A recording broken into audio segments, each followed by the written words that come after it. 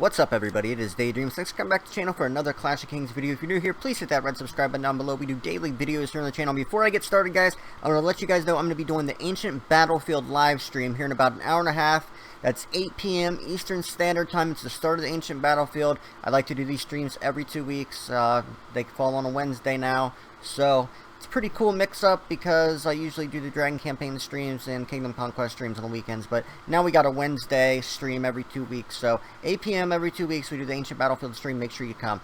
In today's video, guys, I wanted to get into psychological warfare involved in Clash of Kings, and a lot of people are just straightforward players. They don't really think too in-depth into the game, but there's a lot of things that go on that you need to be aware of. So one of the most obvious ones, and one that a lot of people do but they don't really look at much, is the time of your opponent, like where they live, what time zone they live in, things like that. So let's just say we're fighting CUA, they're in China, so they're 12 hours behind us. So that means that I can usually hit them between 12 p.m. Eastern Time and 6 p.m. Eastern Time. That's 12 at night to 6 in the morning their time. Usually people are asleep at that time.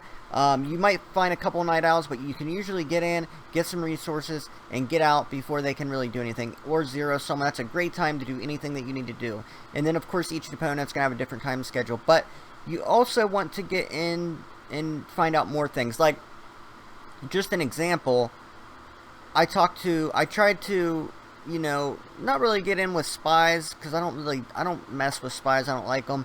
But I do just dig for information. Like, I know that Thunder's a businessman and he travels a lot. So I'll find times that he's traveling, and then we can then coincide that with the events that we're doing and stuff like that. Same thing with events like the Dark Knight event. You want to run that event when your enemy is sleeping. So that's why multinational alliances are so strong.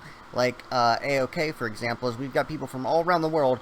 So day or night, there's usually going to be someone on to protect. Now, that can be bad for times like Dragon campaigns because it's hard to get a good time for everybody, or other events, but like the Dark Knight. But it does help in the broader scale to actually keep the Alliance safe. So those are a couple of things that psychological warfare plays a big deal in. Another one is, let's take for instance the Throne. So the Throne is an event every 5 days that you want to win because it has amazing buffs, and then it also has the Hall of the King, which gives you more buffs, more protection. You can shield people if they're offline.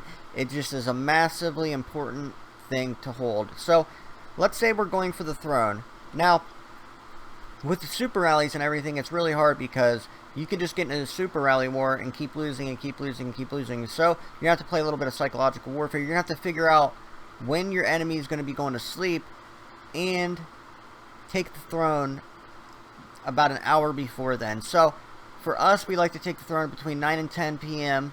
So that is like, or 9 to 10 a.m., which is around 9 to 10 p.m. in China. So they then have to say, okay, we're just going to let them take it, and we're going to take it in the final hour. Well, what you can then do is, the final hour is going to be at about 6 in the morning if you take it at 10. If you take it at 10 a.m., it's going to be at 6 in the morning in China. So when they wake up they're going to have to wake up at 6 a.m. So you got to factor in real life circumstances. They have to sleep. They've got lives, they've got work, they've got different things they've got to do. Another thing is holidays. Like, pay attention to the holidays as well, but we'll get into that later. So in the final hour, guys, remember, you can come to the Hall of the King. It's in the embassy. You can come here, and you can do something called Troops Prohibition Order.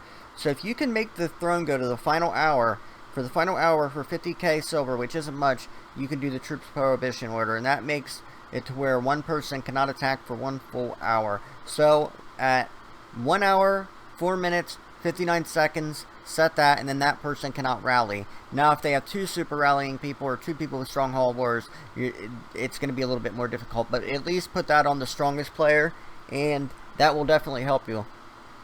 And then another strong one that I recommend you guys taking note, make sure your queen's highly active and switch it between day and night. So you got a night day and a queen day.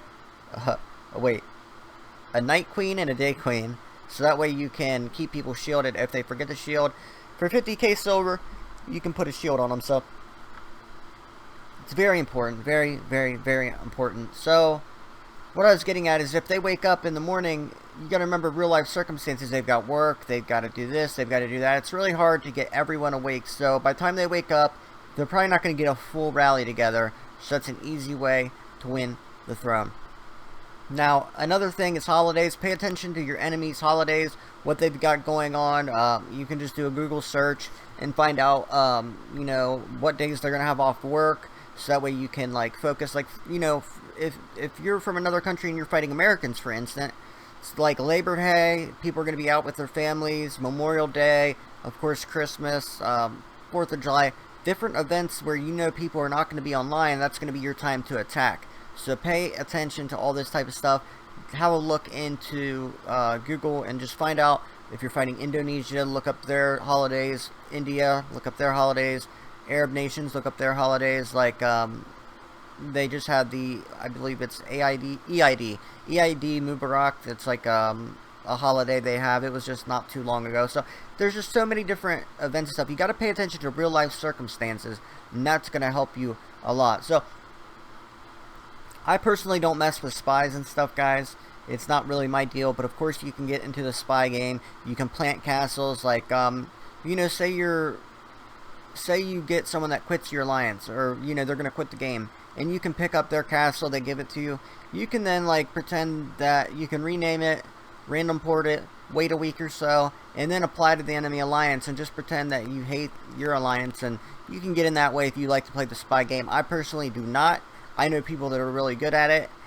Even to this day, they're really good at it. And, yeah, a lot of times when people do that, they'll pretend to be a girl, of course. You know, guys are going to be blinded by beauty, so they'll put a pretty profile picture and pretend to be a girl and all that good stuff.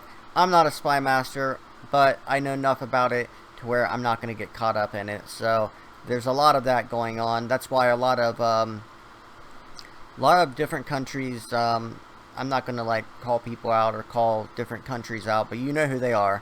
They use girl profile pictures and girl avatars to play mind games on you, because you're going to take it easy on that person, and they're going to come in and strap on you right in the booty hole if you take it easy on them. So make sure you're careful with that and stuff, everyone.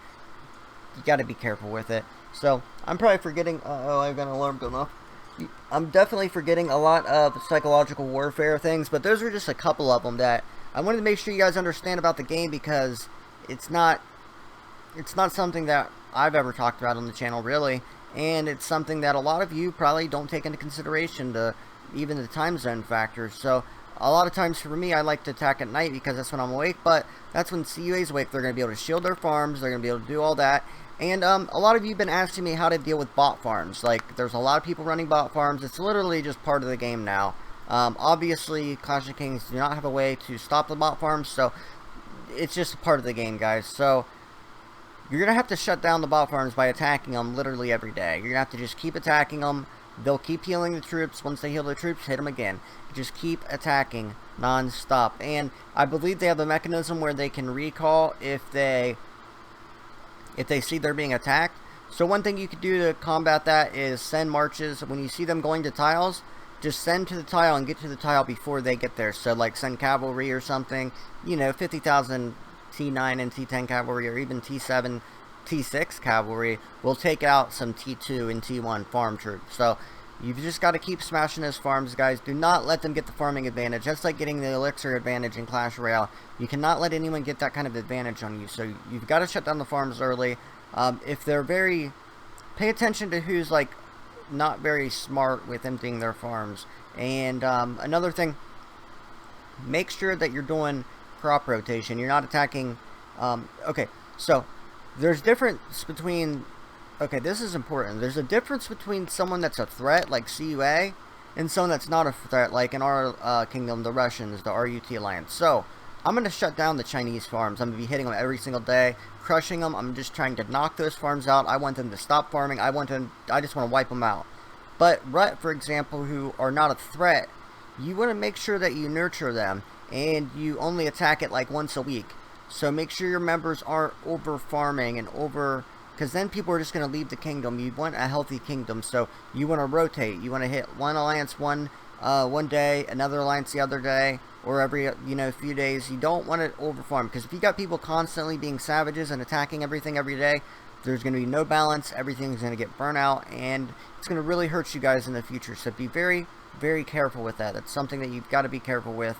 I hope that you guys, you know, take this advice and talk to your alliance and implement that.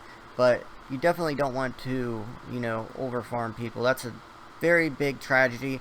We had a guy in our kingdom, Cannibal, you guys might know him. He's still probably top 10. Well, nah, not by now. He had 30 million kills in the first 2 months, which was a lot back in the day, because everything was lower back in the day. Now you've got so many people killing and stuff. So yeah, he's still top, what, 30 probably? Yeah, he's got to be right around here, right there.